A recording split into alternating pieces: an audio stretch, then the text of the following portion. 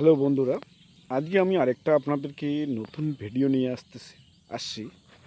এই গাছটি সম্পর্কে আমি শেষ অবধি আপনারা ভিডিও দেখবেন বা গাছটির যে উপকারিতা আছে সেটাও আপনাদেরকে আমি বলে দিচ্ছি।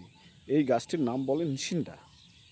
এই গাছ যেটা আছে, শরীরের ইউরিক অ্যাসিড বেশি হয়ে গেলে এই গাছের পাতা কিন্তু আপনারা সেবন করতে পারেন।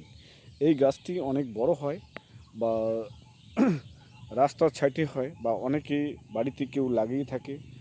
এই গাছের পাতার রস সকালবেলা প্রতিদিন যদি আপনি 4টি বা 5টি পাতা এইরকম আপনাকে দেখাচ্ছি, এক এইরকম 1 2 এই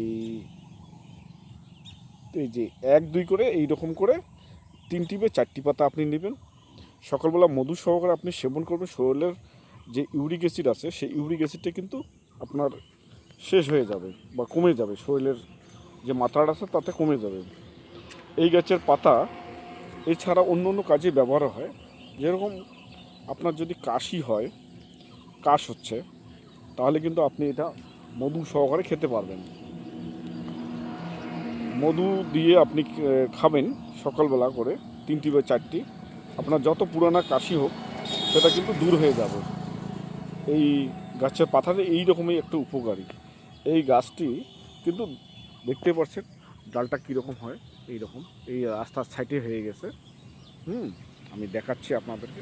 এই যে রাস্তার দুধারেই হয়, এটাকে বলে নিশিন্দা পাতা।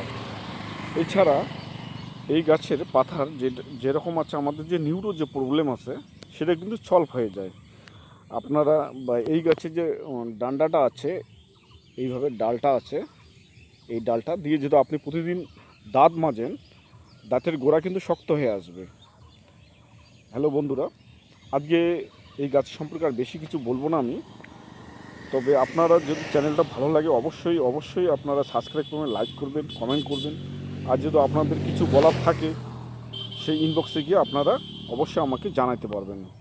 ধন্যবাদ বন্ধুরা, আজকে রাখছি।